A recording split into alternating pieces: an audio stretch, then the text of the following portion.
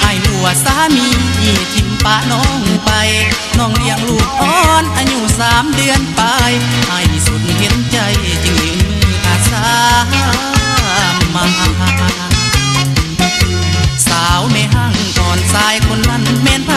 สร้างบ่มีน้ำใจผู้ชายน้องผู้ชายอิ่มแล้วเปิดดีเขาสั่งทำน้องได้อ้ายอยากจ่อหัวใจพวกผู้ชายเห็นแก่ตัว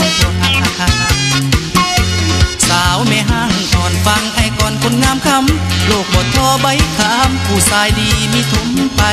อย่าได้คิดสั้นกินยาเบื่อผู้ชายโลกนี้ยังกว้างใหญ่สายหากแท้มีมากมาย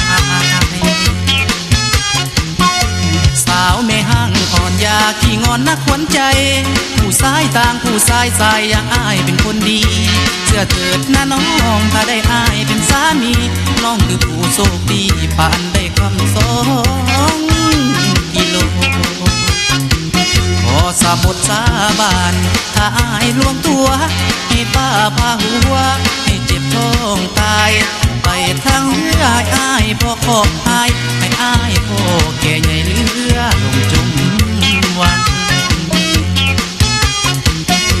สาวไม่ห่างอ่อนฟังไอ้ก่อนนะคนดีเสื้อผู้ชายคนนี้บ่หมายมานอกใจ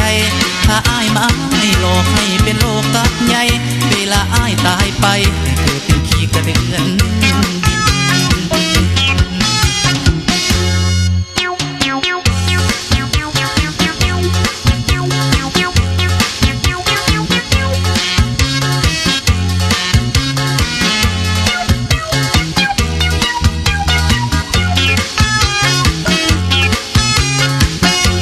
สาบทสาบานถ้าอ้ายลวงตัวให้ป้าพาหัวให้เจ็บท้องตายไปทางเรือให้อ้ายพ่อขอหายให้อ้ายพ่อแก่ใหญ่เรือลงจมวังสาวไม่ห่างก่อนฟังไอ้ก่อนนะคนดีเสื้อผู้ชายคนนี้บ่หมายมานอกใจถ้าอ้ายมาให้หลอกให้เป็นโลกตับใหญ่เวลาอ้ายตายไปให้เกิดเป็น